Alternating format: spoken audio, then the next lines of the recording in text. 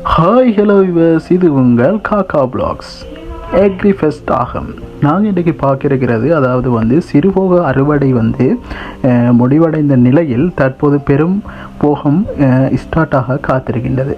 இந்த சமயத்தில் நாங்கள் விவசாயம் சம்பந்தமான ஒரு தகவலை உங்களிடம் பரிமாறிக்கொள்வதற்காகத்தான் இந்த பிளாக்ஸை நான் வடிவமைத்து வழங்கி கொண்டிருக்கின்றேன். வயல் வெட்டு காலங்கள் ஆரம்பிக்கப்படுகின்ற சந்தர்ப்பங்களில் கொம்பைன் ஹார்வெஸ்டரினை சில வயல் நிலங்களில் இறக்குவது கடினமாக காணப்படும். அவ்வாறான சந்தர்ப்பங்களில் பள்ளங்களில் காணப்படுகின்ற வேளாண்மைகளை அவர்கள் வெட்டி ஒரு இடத்தில் போட்டு அறுவடை செய்வது வழக்கமாகும்.